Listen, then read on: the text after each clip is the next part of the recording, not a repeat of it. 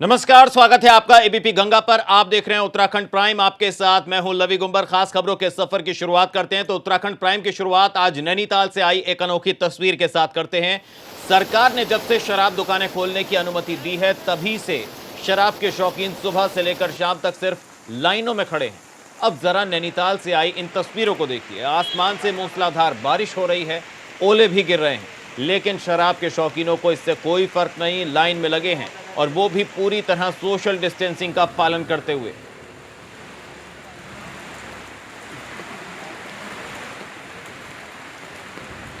तो तस्वीरें नैनीताल की हैं, आप देख सकते हैं जबरदस्त बारिश है, आसमान से ओले गिर रहे हैं, लेकिन उससे भी इन शराबियों के हौसले कम नहीं हुए।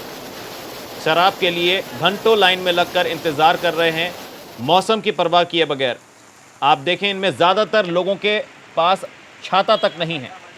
ना भीगने की परवाह, ना तबीयत ख़राब करने की चिंता, लेकिन शराब चाहिए। सोशल डिस्टेंसिंग का पूरा पालन कर रहे हैं। तो मूसलाधार बारिश में भी टस से मस नहीं हुए शराबी। मौसम ने अपनी करवट बदली, उसके बाद भी जब ओले पड़े तो भी लोग यहाँ से नहीं खिसके। लोगों को ये डर था कि अगर वो अपनी जगह से हट गए तो उनका नंबर दोबारा नहीं आएगा। सबसे अहम चीज़ एक ये समझ में आई कि शराब जो है बहुत ज़रूरी है लोगों के लिए, और लोग शराब के लिए अपनी जान की भी परवाह नहीं कर रहे हैं। तो सुना आपने इनको क्या कहा। तस्वीरें एक बार फिर से देखिए। तस्वीरें नैनीताल की है। जी हाँ, नैनीताल में किस तरह से लोग लॉकडाउन 3.0 के दौरान जब दुकानें खुली शराब की, उसके बाद होड़ लग गई लोगों में। लगातार लाइनें जो हैं वो लगी हुई हैं। ये तस्वीरें नैनीताल की हैं जहां ज़बरदस्त बारिश, मूसलाधार बारिश है, आसमान से ओले भी गिर रहे हैं। बावजूद इसके शराबी टस से मस नहीं हुए और लाइन बरकरार है। तो कईयों के पास छाते भी थे, लेकिन बहुत सारे लोग ऐसे थे जिनके पास ना छाता था, ना उन्हें भीगने की परवाह थी। उन्हें तो बस शराब चाहिए, और इसके लिए जो लाइन लगी थी वो वहां से टस से मस नहीं हुए। तो इस तरह की बरसात में भीग जाने से तबीयत खराब हो सकती है, लेकिन इसकी भी परवाह किसी ने नहीं की। जो लोग घंटों लाइन में इंतजार कर रहे थे वो शराब लेने के लिए लाइन में ही लगे रहे।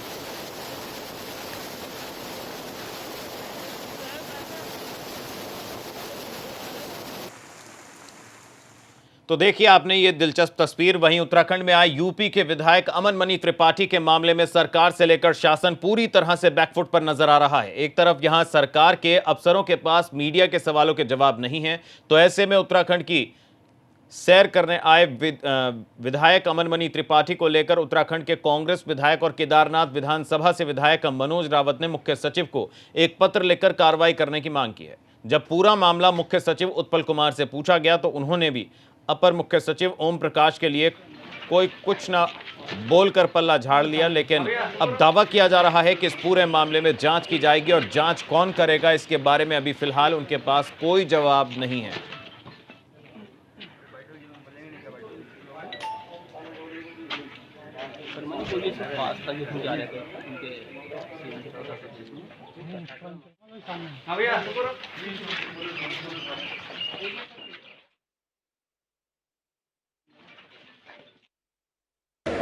देखिए, उत्तर प्रदेश से एक विधायक और उनके साथ कुछ लोग आए और उन्होंने एक धार्मिक कार्य अनुष्ठान करने के लिए बातचीत की। लेकिन जैसे ही पता चला कि इस प्रकार के उन्होंने एक कूटनीतिक करके और इस प्रकार की अनुमति चाहिए, तत्काल वो अनुमति भी निरस्त की, उनके खिलाफ एफआईआर दर्ज की और मुकदमा दर्ज किया, अरेस्ट किया। लेकिन उसके बावजूद भी इस मामले को इसलिए हम दिखवा रहे हैं कि जब भारत सरकार की गाइडलाइन के अनुसार किसी भी तरह का जो धार्मिक आयोजन है वो नहीं था, तो तब धार्मिक आयोजन हेतु अनुमति क्यों दी गई? तो उसकी जांच कौन कर रहा है? अभी तो हम दिखवा रहे हैं। जांच ऐसा सच जांच अधिकारी कोई नहीं बनाया, अभी दिखवा रहे हैं कि किस स्तर पर ये दिक्कत आई है। जैसे उन्होंने हरिद्वार जिले में भी और मुनि की रहते हुए पुलिस से भी बदतमीजी की है। मुकदमा दर्ज हुआ है, वो तो उसके खिलाफ एफआईआर दर्ज हुई, उसको फिर उसको जमानत उसने ली है, अरेस्टिंग हुई है। तो ऐसा थोड़ा ही कानून अपना काम कर रहा है। हमें जैसे ही पता चला तुरंत कैंसिल करके और कार्रवाई की है। जिससे आने वाले कल में कोई ऐसा ना करे, तो कोई नियम, कोई आदेश? नहीं नहीं, वो तो सब गाइडलाइन है, गाइडलाइन के अनुसार ही सब लोग कर रहे हैं और गाइडलाइन के अनुरूप ही करना चाहिए। और मैं समझता हूँ कि ये कोरोना कोई एक व्यक्ति की लड़ाई नहीं है, ये सिस्टम की लड़ाई है, सबको मिलकर लड़ना है। और मैं समझता हूँ कि कोरोना को देश से कमज़ोर करना, भगाना, ये सबका दायित्व है। और ऐसे समय पर राज्य के दूसरे नंबर के नौकर साधारा एक ऐसे व्यक्ति को पास दिया जाना जिसका कोई भी कारण उस स्थान के लिए नहीं बनता था, एक बहुत बड़ी चूक है। मैं चाहता हूं कि जो मैंने मुख्य सचिव उत्तराखंड को पत्र लिखा है कि जो बधावन मामला अभी हाल में महाबलेश्वर यात्रा का हुआ था, और उस मामले में जिस तरह से दोषी नौकरशाह को छुट्टी पर भेजा गया, दंडित किया गया, और बधावन परिवार को पूरे 19 सदस्यों को क्वारंटीन किया गया, उन पर मुकदमे दर्ज हुए, इसी तरह की नज़ीर उत्तराखंड को पेश करनी चाहिए, ताकि आने वाले समय में हमारे जो ये तीर्थ हैं बद्रीनाथ और केदारनाथ की सबसे बड़ी समस्या ये मैंने पत्र लिख करके बताया है कि अगर इन तीर्थों में किसी भी कारण से संक्रमण पहुंच गया तो यहाँ पर पूजा करने के विकल्प बहुत न्यूनतम है। इससे बहुत बड़ी बदनामी पूरे दुनिया में उत्तराखंड की होगी और हमारी सनातन परंपरा की होगी। इसलिए मैंने पत्र लिख करके मांग करी है कि बहुत कठोर से कठोर दंड इस मामले में दोषियों को दिया जाए। तो सुना आपने विधायक को भी और मदन कौशिक दोनों को आपने सुना, दोनों ने अपने अपने तर्क रखे हैं। और ज्यादा जानकारी के लिए, अपडेट के लिए रुक करेंगे उत्तराखंड ब्यूरो चीफ अजीत राठी हमारे साथ जुड़े हुए हैं लाइव। अजीत जी, आपसे जानना चाहेंगे, एक तरफ पल्ला झाड़ा जा रहा है जिस तरह से इस पूरे मामले में फजीहत हुई है और जिस तरह से किरकिरी हुई है, अब क्या ताज़ा अपडेट है, किस तरह की कार्रवाई होने की बात की जा रही है, क्या कोई दावा किया गया अब तक? जैसा कि हमने देखा कि यहां पर जो है बेल भी मिल गई है अमन मणि त्रिपाठी को, लेकिन इस पूरे मामले में दोषी कौन है उसको लेकर जवाब कौन देगा? देखिए, जैसे कई दिन से ये ड्रामा चल रहा है, आज तीसरा दिन है इसके पूरे ड्रामे का। और लवी, आप देख रहे होंगे कि किस स्तर पर चूक हुई है। चूक कहाँ हुई है, किसने की है, चूक हुई है या गलती की है, जो भी है वो बहुत स्पष्ट तौर पर एकदम दिख रहा है सभी को कि कहाँ से क्या चीज़ें हुई है।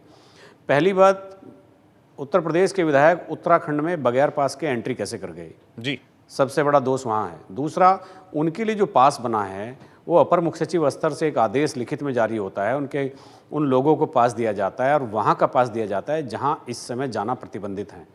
केदारनाथ के दर्शन आप कर नहीं सकते, बद्रीनाथ धाम के अभी कपाट नहीं खुले हैं, तो आखिर आप पास बनवाने के पीछे आपकी क्या मंशा थी, आप उन लोगों को कहाँ भेजना चाहते थे? ये तीसरी बात है।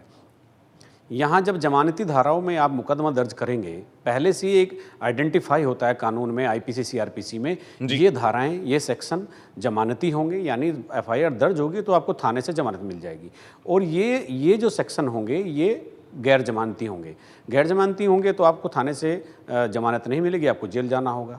तो छूट कर वो इसलिए चले गए, आपने जमानती धाराओं में मुकदमा दर्ज किया तो वो छूट कर जाना ही था। लेकिन एक सबसे बड़ी चूक हमारे सिस्टम की है कि ऐसे में जब यहाँ पर किसी के भी पास नहीं बन रहे हैं, यात्रा प्रतिबंधित है, बद्रीनाथ धाम जी के कपाट नहीं खुले हैं, तो आपको पास बनाने की ऐसी जल्दी क्या आ गई थी? आपने ऐसा वीआईपी मूवमेंट करके दिखा दिया जैसे यहाँ पर कोई बहुत अति विशिष्ट व्यक्ति का भ्रमण हो रहा हो। और अभी जैसा माननीय विधायक केदारनाथ ने बताया, महाराष्ट्र में इसी तरह की एक घटना हुई थी कि वहाँ के होम सेक्रेटरी ने कुछ लोगों को पास बनाकर आगे बढ़ा दिया था, वो छुट्टी पर भेज दिए गए। ये तो सच है। और तीसरी बात ये है कि मुख्य सचिव से भी आज प्रेस ब्रीफिंग में पूछा गया है कि इस मामले में क्या हो रहा है, तो वो कह रहे हैं कि पुलिस कार्रवाई कर रही है। जब उनसे पूछा गया कि पुलिस पास जारी होने की भी विवेचना करेगी, तो वो कह रहे हैं कि पुलिस का दायरा बहुत व्यापक है। तो इस मामले में कोई भी स्पष्ट तौर पर कुछ नहीं कह रहा है। मदन कौशिक का बयान अभी हमारे दर्शकों ने भी सुना, वो क्या कहना चाहते हैं, वो क्या नहीं कहना चाहते। सब लोग अपने लोगों को बचाने में लगे हैं और सोच रहे हैं कि इस पर मट्टी पड़ जाए और ये दो चार दिन में अपना ये खत्म हो जाए। तो फिलहाल अभी यहाँ किसी के खिलाफ ना जांच बैठाने की मंशा झलक रही है और ना ही बहुत स्पष्ट है कि कोई क्या करना चाहता है। लोग चाहते हैं समय बीतने के बाद ये चीज़ें ठंडी हो जाए और काम खत्म। तो इतना ही सरकार के तौर पर, शासन के स्तर पर इतना ही सोचा गया है। और अगर कार्रवाई करने की बात होती तो अभी तक कोई कार्रवाई हो गई होती। जी अजीत जी, आप रहिए हमारे साथ, आगे भी हम आपसे बातचीत को जारी रखेंगे। तो फिलहाल जिस तरह से जो भी बात कही गई है उससे साफ नजर आ रहा है कि फिलहाल इस पूरे मामले पर कार्रवाई के नाम पर सिर्फ बातें कही गई हैं, लेकिन कार्रवाई होती नजर नहीं आई। वहीं उत्तराखंड में कोरोना मरीजों का आंकड़ा एक बार फिर से बढ़ गया है। उत्तराखंड में कोरोना के 61 मरीज, इस वक्त की बड़ी खबर। तो राज्य में कोरोना के 21 एक्टिव केस, अब तक 39 मरीजों को किया जा चुका है डिस्चार्ज, यानी 39 मरीज ठीक होकर वापस अपने घर लौट चुके हैं। लेकिन अब भी एक्टिव केसेस ज्यादा हैं। राज्य में कोरोना के 21 एक्टिव केस हैं। उत्तराखंड में कोरोना के 61 मरीज। तो हमारे ब्यूरो चीफ अजीत राठी लगातार हमारे साथ बने हुए हैं। अजीत जी, 21 एक्टिव केसेस राज्य में हैं और आज हमने देखा एक नैनीताल से दिलचस्प तस्वीर, जिस तरह से लॉकडाउन 3.0 के दौरान शराब की दुकानों को खोलने का ऐलान किया गया, वहां पर एक लंबी कतार हमने देखी। बावजूद इसके ओले बरस रहे थे, बावजूद इसके तेज बारिश हो रही थी, लोग लगातार लाइन में लगे हुए थे और एक लंबी कतार हमने वहां पर देखी। लेकिन प्रदेश में जिस तरह से अभी भी 21 एक्टिव केसेस हैं, क्या ठोस कदम उठाए जा रहे हैं?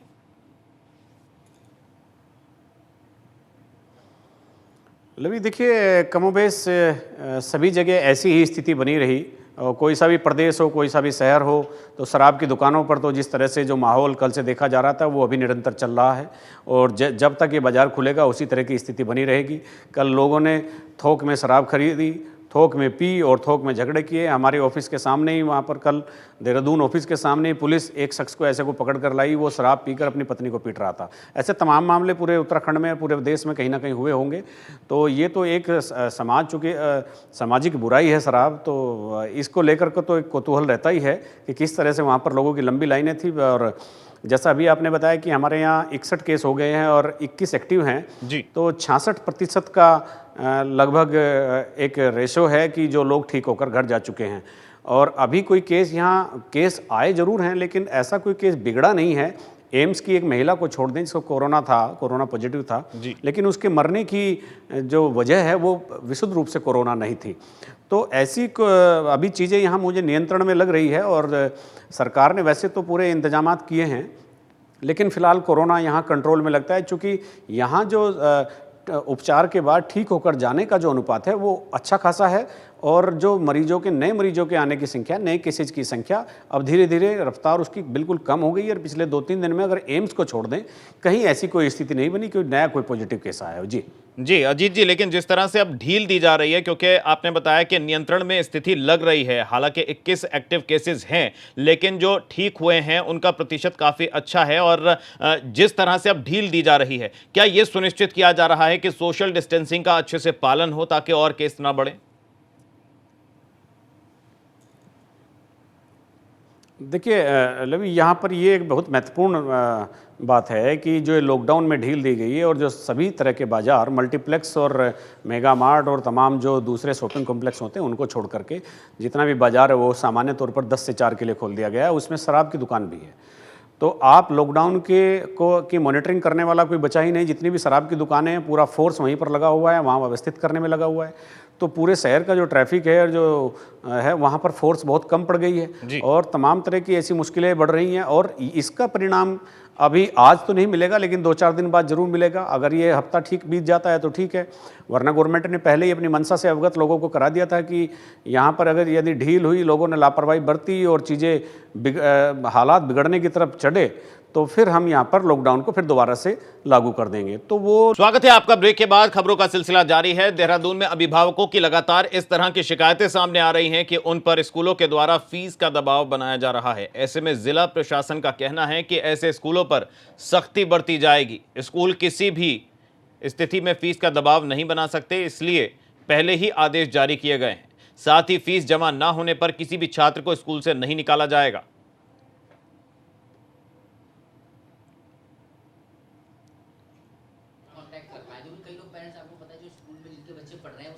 आएगा तभी तो हो पाएगी कार्रवाई, ऐसे नहीं हो सकती।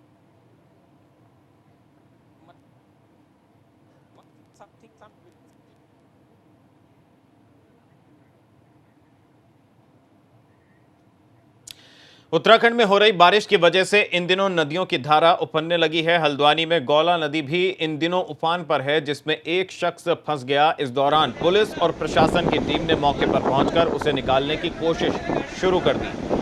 मजदूर का नाम राजेंद्र बताया जा रहा है, जो खनन के काम में लगा हुआ था।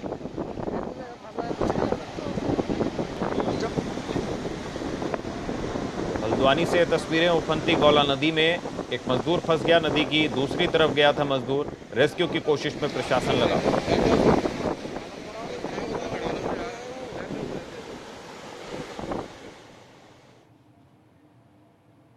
इधर पिथौरागढ़ में बारिश लगातार जारी है। हालांकि बारिश से मौसम खुशगवार बना हुआ है। वन विभाग को भी बारिश होने से राहत है, क्योंकि जंगलों में आग लगने की घटना में कमी आई है। लेकिन इस बेमौसम बारिश से किसानों के ऊपर दोहरी मार पड़ रही है। बारिश से खेतों में खड़ी फसलों को जबरदस्त नुकसान हो रहा है।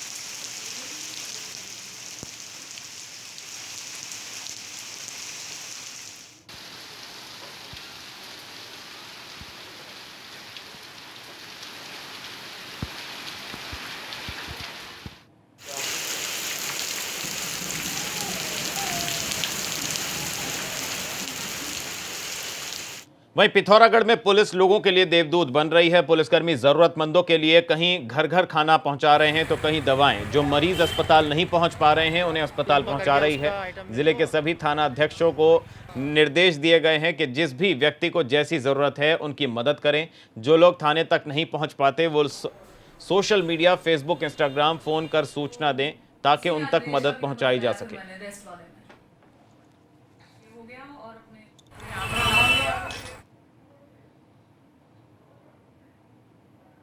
और इसी के साथ उत्तराखंड प्राइम में फिलहाल इतना ही। लवी गुंबर को दीजिए इजाजत। देश और दुनिया की तमाम खबरों के लिए आप बने रहिए एबीपी गंगा के साथ। आगे देखिए राजनीति मेरे सहयोगी राजेंद्र देव के साथ। नमस्कार।